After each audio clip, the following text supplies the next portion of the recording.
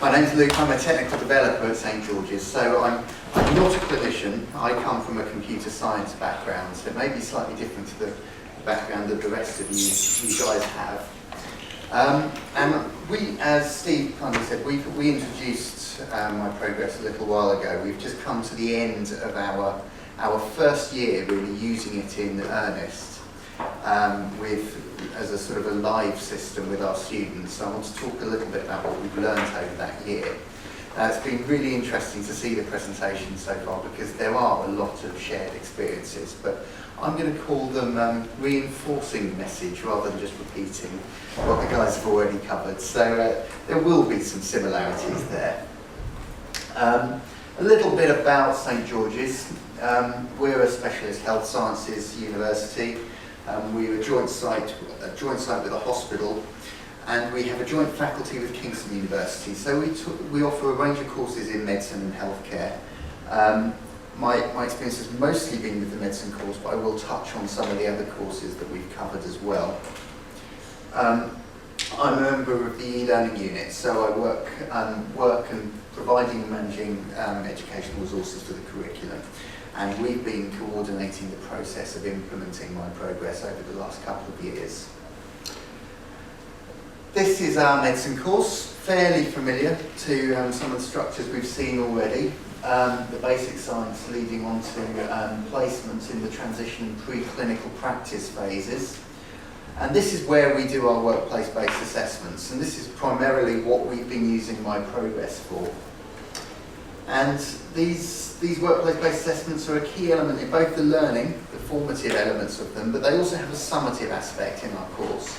We ask that our learners in the medicine course, in their first 2 years of workplace-based assessments, they have to complete a certain number. We don't worry how well they did on them. They're formative in that respect, but we do ask that they complete a certain number.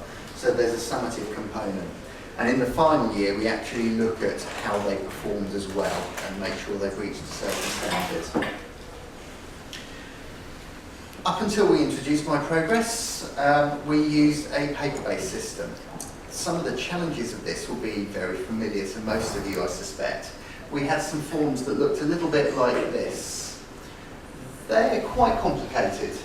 There's lots of information to be filled in there. Then we had another form that looked like this, and this, and this.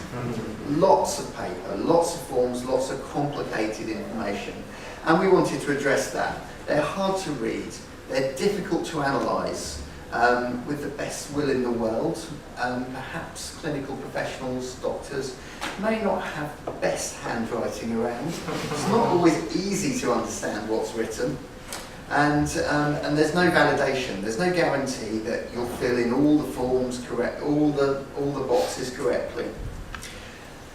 There's a huge amount of paper to manage. We had cupboards and cupboards of paper filled up that we had to store for a certain period of time. And we had forms getting lost and damaged, not being submitted on time. The students are off-site a lot. They're not on site. To actually hand in the forms was mostly happening at the very end of the placement.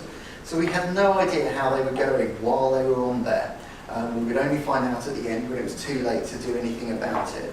And similarly, for the students to monitor their own progress, that was difficult. They had no easy way to look at how they progressed and gone through the forms there. So we had some key aims for introducing the e-portfolio. We wanted students to really feel that they owned their own data. We wanted them to have real-time access to their own progress and feel like this was something that was benefiting them. We wanted to improve the feedback that we gave to the students, give them more information in a more timely fashion. And we wanted to reduce the administrative load. We wanted to clear those cupboards, and we wanted to make everything work more smoothly in that respect. And to this end, we looked at a range of systems. Our Associate Dean for e-learning looked at a number of systems and various portfolios, the NHS portfolio, and systems like that, and was struggling to see that they just weren't going to work for us. They were mature, they were robust, but they were web-based. They were required desktop PC entry, and A lot of that just wasn't available for our students when they were on placements. The student-clinician encounters weren't taking place at a computer. They are very much, the encounter happens and it's there, and you need to do it there and then, and you can't drag a consultant over to a computer in another room somewhere or at the end of the ward, so that we needed to avoid that situation being a problem. And we also had the situation that very much the responsibility for getting the assessments completed lies with the students, not the teachers. And that's something I shall mention again shortly in terms of some of the challenges that we've had over the year. So the potential solution that we needed really was exactly what Myprogress is, a mobile solution that doesn't require network access. Wi-Fi is not available. Frankly, Wi-Fi is barely available in the university building, let alone in the clinical environment. So we had these key requirements, similar to before. We wanted it to be flexible. We needed the system to be able to apply not just to medicine, but also to some of our healthcare courses, such as radiography, who'd actually been using the electronic portfolio for a number of years, that had reached the end of its life, and they were looking for something to replace that with as well. So as well as replacing the paper in medicine, we were looking to replace that. And we needed it to be able to adapt to changes as we work forward. We needed it to be robust. We've got, as everybody does, several sites, several hospitals that our students are at, that we needed to make sure it could work well across those. And we needed it to be appropriate to the clinical environment. Variable access to Wi-Fi and lack of access to traditional PC workstations. Now, I won't dwell on this. You all have seen Myprogress, you know what it's about. But it was very important for us that it was cross-platform. We couldn't afford iPads. We did need to have a solution that would work for Android as well, and the lower cost tablets, and that was critical. When we first started this process, I believe the app was actually only available for iPads. So as MKM developed that was critical to us getting on board. And we needed it to work offline. That's clearly very important for many of us, and that's the message that you've heard this morning. So in the 2013-14 academic year, we ran a series of pilots, medicine and radiography primarily, and we iteratively improved those pilots based upon the feedback that we got. So our first pilot was very small scale. It was in medicine. We had about 15 students. They used their own devices. To a man, every one of those students actually used an iPhone. And at the time, it was the iPhone 4, so it was the very small 3.6-inch screen. And that was problematic for some of our consultants. So in future pilots, we gave the students tablets. That gave them a bigger screen to type on, which improved things. It also gave them a consistent experience. As Sean, I think, mentioned, that's something that was quite important, that one device, although the interface for Myprogress looks much the same, the devices work slightly differently, and confusing the clinical assessors that may not be too familiar with the technology. It was better to have a consistent experience, that they had the same every time. And through this process, we then expanded more students, providing tablets, bigger range of assessments, until we reached the end of the year when we were satisfied that we'd tried all the eventualities. And the feedback improves generally through using the tablets. As we made the pilots slicker and refined them, we got improved feedback. And we noticed a couple of surprising things as part of those as well. And one of those was actually an increase in the number of assessments that the students completed. And we tracked down the cause of that to some anecdotal data, which I think sets the tone for some of the other things that we found over the next year, which was that the students, when they did their paper-based assessments, human nature was they tended to pick, if they had to do two, they would pick the best two. They probably had done 5 or 6, but they picked the best 2 to submit, and we have no idea how they'd done on the other ones. That was just data that was lost to us. With the electronic system, they have to submit everything, and that was slightly awkward for them because they didn't want to, even though there's no detrimental effect to them at all of submitting the multiple assessments. They were a little bit uncomfortable with that at the start, and that's something that takes communication and time for them to realise why we're doing. So that was an interesting and unexpected development we had from the pilots. So moving on to this year, following the pilots, we've rolled out the Myprogress system in both medicine and diagnostic radiography. And with both those courses, we've tried to take a structured, slow build rollout. So these are our 3 years where they're doing workplace-based assessments. In this year, we've done electronic WPBAs with Myprogress in just the transition year in medicine. And years 4 and 5 have continued on with paper-based assessments. As we go on, next year we'll roll out to more students. The third years will carry on, and we'll introduce it into the third year. So we're slowly going to build up the number of students using it, until in 3 years' time the plan is that we'll have all our medical students using the tablets for their workplace-based assessments. A similar approach for radiography, rolling out slowly across the years until it crosses all the groups. And as I say, we've provided the students with tablets. We've used ASUS memo pads, which were, I believe, about £100 when we bought them. We set them up with an institutional account for installing Myprogress. So we have our IT services had a Google Apps domain. We used that, and that satisfied IT from the point of view of their sort of data requirements. By putting an institutional Google account on, IT were able to remote wipe, enforce that they were encrypted, things like that, but without actually locking down the tablet. So although we've got an institutional account, the students can have their own Google accounts and still install apps and use it for the things that they want to do. Because we want to encourage them to use it for other aspects of their studies as well. As many of you have seen, one of the big cost savings is on printing, and we're trying to stretch that out into other areas to really reduce the lecture notes that students want on paper and things like that. So we're trying to encourage them to use the tablets for more than just their assessments. But this is how they do the assessments. This is probably going to be familiar to most of you, but the students on the left identify their opportunity for workplace-based assessment, and they take out the tablet and begin to enter the details into their mobile device. They then pass the device to the assessor, who will complete the assessment and then lock it.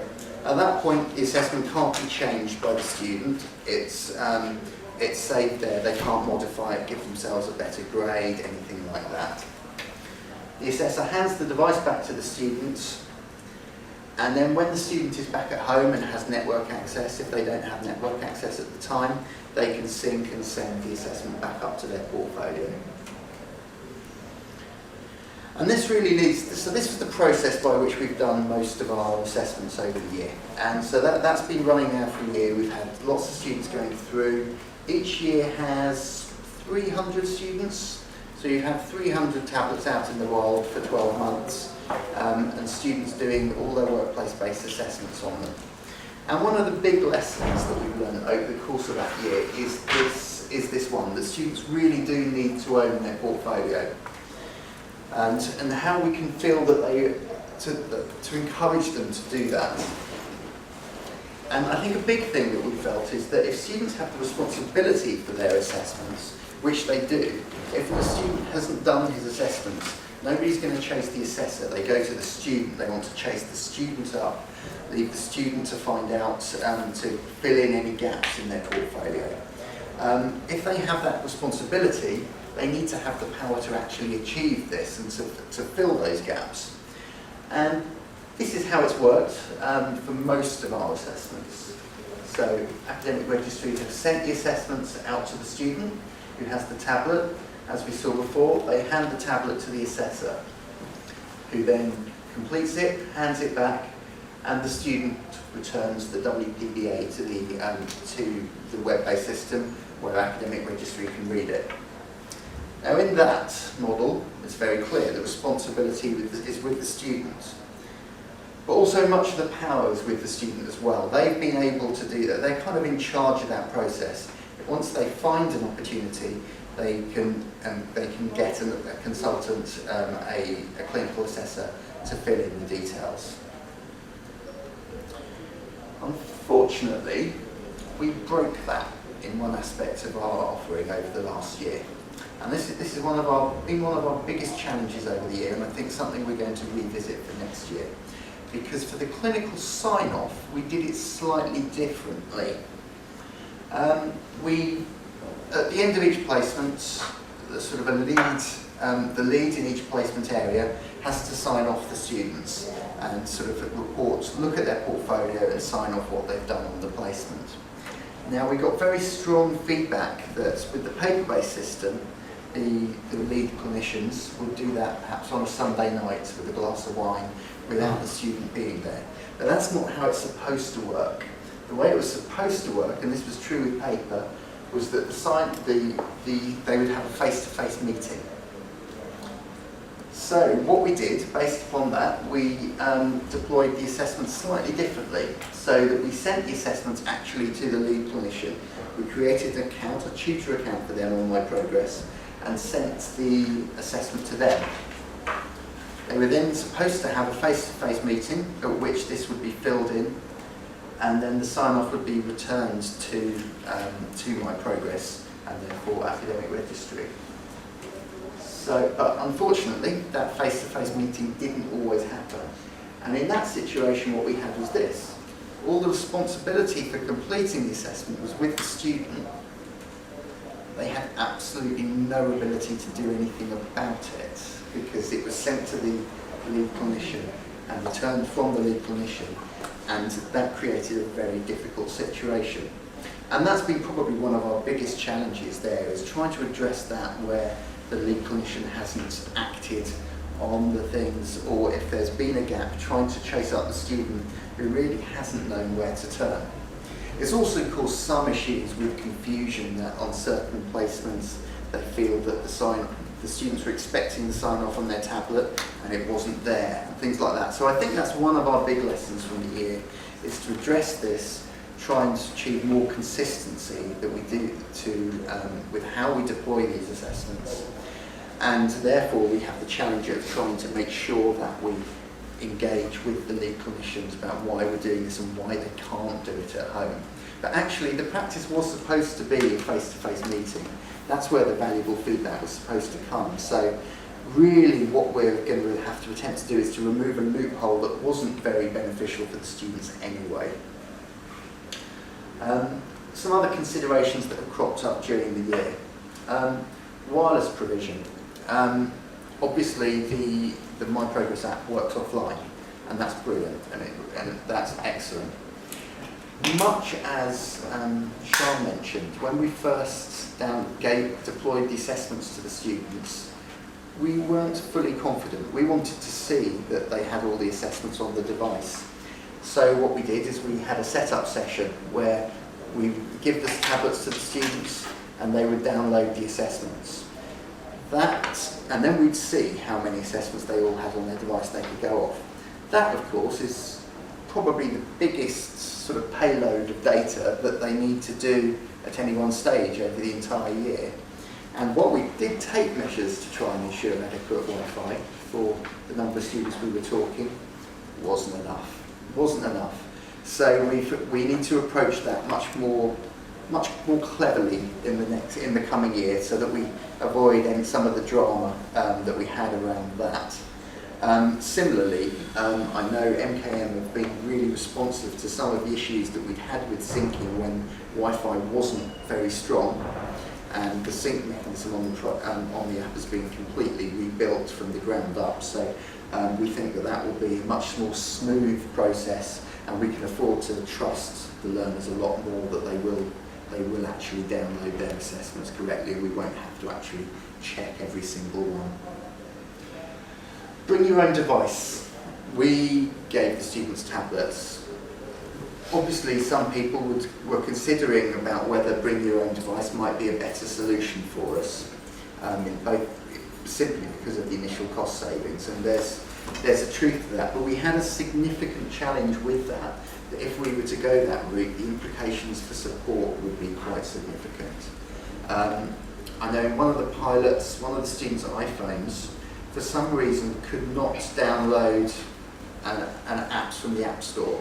They could only download apps if they connected it to a desktop and downloaded it from iTunes. And if that was the case when we'd gone live with their device, there would have been very, very little we could have done about it. As sort of IT support, this is the student's device. We can't go in, change settings, fiddle with things. And yeah, I'm not sure if we had a bring your own device policy, how we would have addressed that issue. So I think that would have been a step too far in terms of a support challenge for us, particularly when talking about the numbers of students that we might have next year, which will be 600, 700, 800.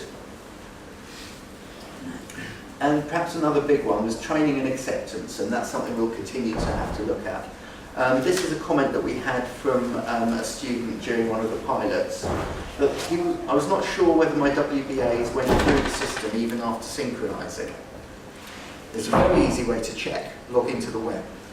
Trying to explain to the students that this is a web-based system, that they just enter data via the tablets, is a remarkably difficult message to get across. They see the tablets and they forget about the web, and I think we need to continue, and I'm sure all of you with implementations and pilots will find this. We need to keep reinforcing that the web exists. The tablets are there and they're visible to the students. The web, they forget about the web. So you need to reinforce that, because things, particularly with the system in version 4, I know this will have changed now with version 5 a lot more of Myprogress. The assessments on the web were kind of transitory. You know, if you actually deleted and reinstalled the app, they wouldn't be there anymore. They'll still be safe on the web, but it's really just a data entry portal that sends stuff to your portfolio, which lives up there. That's something that's been a message that's hard to get across. So it's just about disseminating that information effectively to both the students and the staff about how the system works and how they can work with it. And that leads on really to the final big challenge, which is something that James mentioned, which is changing the culture. That is something that's going to take time. We've noticed a significant shift over the last year as the students have got more used to it, things that we've found, things that have happened over the year, but there are still more things to be done. Another student commented in the pilot, "I've forgotten to charge bring in the tablet a few times, meaning I can't get any forms done." And yeah, they charge their phone every night. But if they don't use their tablet every day, they forget about it. And I think that's one of the things that I would stress. I think we're very keen that they don't lock down the tablet, and that we don't have lockdown tablets to use with students, because otherwise that will become a paperweight that they have to carry around with them. We need them to integrate it into the way they work throughout the course, use it for other things, and that will hopefully then slowly change that culture so that when they get home, they'll put their phones onto charge, and they'll also put their tablets onto charge as well, because that's an imperative part of how they work. And part of that is also changing the culture among the clinical staff. Again, as we move forward year by year, it's very hard to get out. You can't get out and train all the staff. There are thousands of staff that are doing these assessments. You can't get out there. We have to rely on the students to train the staff, train the assessors to some extent. And I think with time we will find that they'll increasingly understand the system, be more comfortable using it.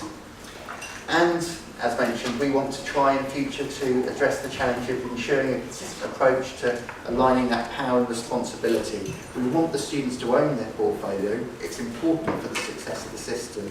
So we need to adopt a strategy that will allow them to do that. And I think that's why each year we're going to learn from our mistakes and revisit how we do and deploy things so that it all works. And these are opportunities as much as challenges. I think I loved the slide before with Winnie the Pooh being dragged down the stairs, because that's exactly right. It's always worked this way. It doesn't mean it has to. and I think this is an opportunity for us to improve on it as well. So we're using that as a process to try and rethink the way we do all this really, and try and make it a system that works and sort of meet in the middle so that everything works nicely together. Thank you very much.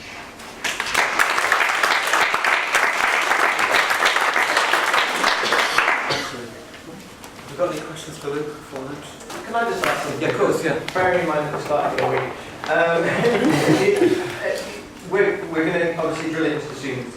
The system isn't hard to use, so hopefully they'll pick it up pretty quickly, and they're much younger than a lot of clinicians, so they should be able to pick it up and be able to teach it to the clinicians. But have you had clinicians contacting you directly or the team directly saying, what is this? Have you had anyone refusing to use it? Have you had anyone really confused by it? I don't know that we've had anybody absolutely refuse to use it. We have some reluctance. There has been reluctance from certain clinical staff. It's difficult. I think it comes down to a certain understanding of the system as well, because the system works really well offline, and it's rock solid, it's stable, it works beautifully. If you don't actually force it to work offline, it will try to work online, even in areas where there's limited Wi-Fi, and that can cause the things to run a bit slowly, and people start to react against the tablets particularly. We've had a lot of people saying the tablets aren't, because they're not iPads, some of the clinical assessors have thought they're cheap tablets, they're not fit for purpose. They actually are. It's purely because the Wi-Fi, because the combination of poor Wi-Fi and then trying to use the system online when you don't need to, that's caused some issues. Again, I think that's just a case of training. There's also other things. Whenever anything little happens that upsets people, we do have LDAP integration with MCAM. So what that means is our institutional password, usernames and passwords, can log the students into Myprogress. There's a little thing that happens though, is that we enforce that students change that password. I say we, not me, but our IT services quite correctly enforce that students change that password every 3 months. The challenge is the devices are quite often offline. So suddenly this device that is offline, the password has changed in the system without it re-authenticating. Nothing gets lost, but it does cause a little bit of confusion when they then try and go online, because the way it manifests itself is it looks like the assessments are not appearing in quite the right way. It's very easy to resolve, you just log out and log back in again. But it's just trying to get those sort of messages across, pick that up, and try and sort of address those concerns as they come in. Just to add one thing I forgot to add as well, that hopefully will help with these kind of things as well. I did it ages ago, so I forgot about it, but I set up a Facebook group for the pilot. So, and all the students I'm sure will be on Facebook. So things like that they might encounter, we can put on, like a frequently asked questions type thing. So it would be good to sort of be responsive to those things. Yeah, I think that would really help, because the way they communicate with each other. It can be very quick for any sort of dissatisfaction to be spread. So you have to use the same channels to spread the solutions as well, I'd say.